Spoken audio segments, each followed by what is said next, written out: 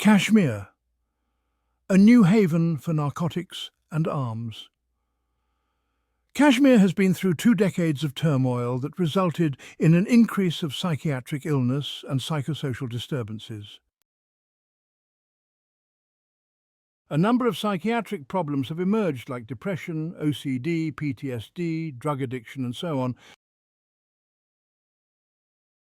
As long as the problem of drug addiction in Kashmir is concerned, it has been observed that this conflict-ridden region has seen a tremendous rise in substance abusers over the past decade.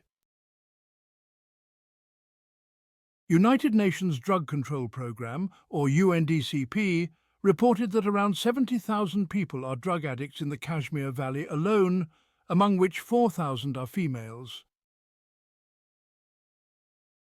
Several studies conducted in the valley revealed that youth, particularly between the age group of 17 to 30, are involved in this menace of drug addiction. The common substances used by drug addicts in Kashmir include cannabis, brown sugar, heroin, SP tablets, Anxit, Alprax, inhalants like Fevicol, SR solution, thinner, shoe polish, paint varnish and, believe it or not, even dirty socks. The alarming rate of this menace in Kashmir leads the academicians and experts to comment that we have lost one generation to bullets and we may lose another generation to drugs. In the last 18 months, more than 80% of drugs seized in Jammu and Kashmir were smuggled in from Pakistan, also for narco-terrorism. Only 20 to 25% of drugs being smuggled into J&K came from Punjab, while the rest were being pumped in from across the line of control and the international border. After gripping neighbouring Punjab in its clutches, the drug menace is spreading among youth in the state, even as the authorities are yet to establish a full-fledged de-addiction centre in the Jammu region.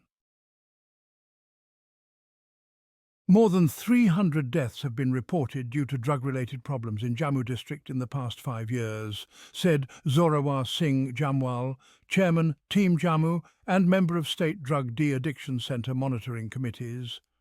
There are limited de-addiction facilities in Jammu, Jamwal added. The police had established a centre at the police lines in 2012, where 7,799 patients were treated till 2018. Pertinently, the central government had stopped the cross-border trade from Salamabad in Kashmir and Chakandabagh in Poonch on April 18th, saying that there had been regular reports that Pakistan is sending narcotics, illegal ammunition and funding terror in the state using this trade. Drug mafia threats also keep families from seeking help. Many families refuse to speak on the record. Local residents accepted they are fast losing the next generation in the region to the drug menace. Officials said the Ramban-Banihal National Highway, one of the 2 road links between Kashmir and mainland India, has turned into a major route for the drug mafia that has connections to Pakistan-based smugglers. This is after the Border Security Force and the local police cut off heroin supply lines into Punjab. In April, the centre suspended trade with Pakistan-occupied Jammu and Kashmir after reports of the routes being misused by Pakistan-based elements for pushing illegal weapons, narcotics and fake currency. In areas close to the line of control, the supply of narcotics is in such abundance that a gram of heroin costs just 500 rupees. Since March 26, 2019, the quantity of drugs and narcotics seized stands at 77,631.65 kilograms. It is 354.78% more than the total quantity seized in 2014. According to India's Election Commission, as of May 20th, cash and goods including drugs, liquor, gold and silver were 3,456.22 crore rupees were seized across the country. This comes to 60 crore rupees a day.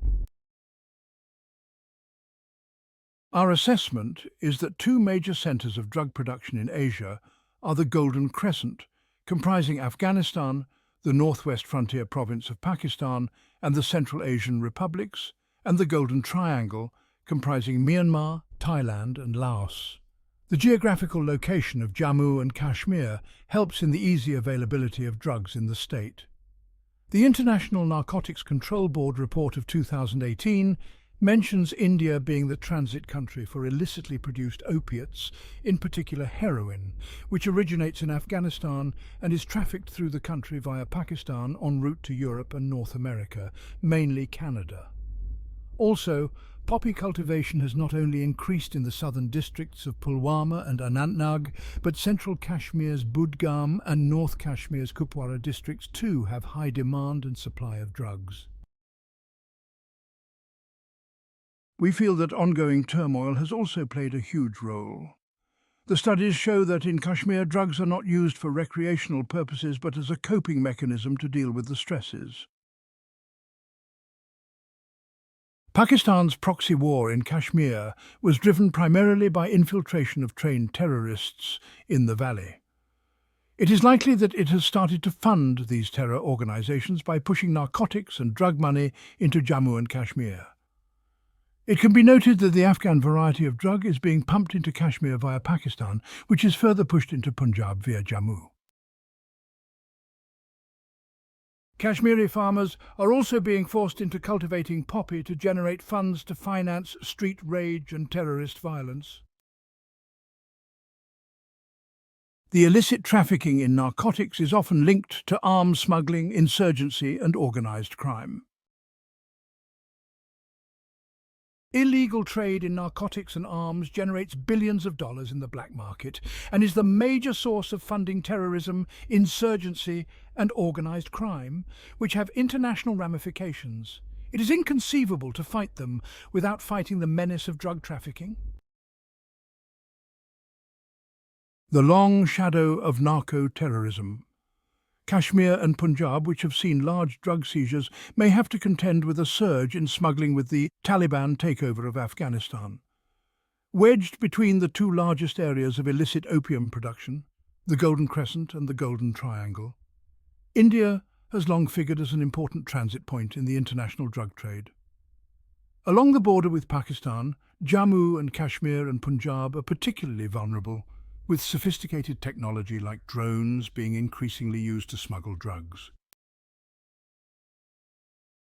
After the Taliban's takeover of Afghanistan, there is now concern that there could be a surge in drug smuggling. A report by the Special Inspector General for Afghan Reconstruction in 2018 estimated that the Taliban earned 60% of its revenue from the drug trade. The latest UN World Drug Report estimated that in 2020, Afghanistan had 2.24 lakh hectares area under opium cultivation, representing over 75% of illicit opium cultivation worldwide. A senior police officer in Kashmir said that after the serious crackdown by law enforcement agencies against Hawala operators in recent years, Pakistani agencies used cross-Losi trade and narcotics to fund terrorism and unrest in the valley. In 2019, the Ministry of Home Affairs had cited funneling of illegal weapons, narcotics and fake currency as reasons for shutting the cross-Losi trade. When cross-Losi trade was shut down, narco trade seems to have become the exclusive route to finance terrorism, the officer revealed. Some of the people arrested in the drug trade seem to be linked to terror outfits like the Lashkar-e-Taiba and Hizb-ul-Mujahideen. Though no definite money trail linking the drug trade and terrorist outfits has been established in the court of law so far, investigation into some cases by J&K Police and the National Investigation Agency indicate that the money generated from heroin smuggling is being utilised to finance terrorist activities. In 2015, law enforcement agencies had arrested 708 people involved in drug trafficking in J&K, which rose to 1,672 people in 2020. As early as July 2018, the then J&K Police Chief Seshpal Vaid had termed drugs a bigger challenge than terrorism in the region. His successor, Dilbagh Singh, echoed more or less the same sentiment. Narcotics is the biggest challenge after terrorism. It keeps alive terrorism by financing it, and second, it destroys youth, Singh said. Gauging the gravity of the problem, the J&K government set up the Anti-Narcotics Task Force, or ANTF, last year to tackle the emerging threat of narco-terrorism in the region. But despite sustained campaigns, heroin abuse has reached alarming levels in the valley. One such case is that of Bilal Ahmad, a young professional from Pulwama who worked for a multinational company in Gurugram. Ahmad's tryst with drugs started in 2013, when he was pursuing an MBA degree in Delhi. He was introduced to heroin in 2018 when he returned home to Kashmir on a 2-week holiday. Some of my childhood friends had started abusing heroin, and they gave me the first 2 doses free of cost.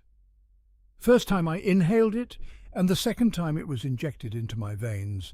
Ahmad, who was recently brought to a de-addiction centre in Srinagar by his parents, told DH. By 2019, Ahmad had become a regular user and lost his job in the process. He said that is when he received a call from an old acquaintance who had joined the militants. He offered me 2 lakh rupees for delivering 1 kg of heroin in Shopian.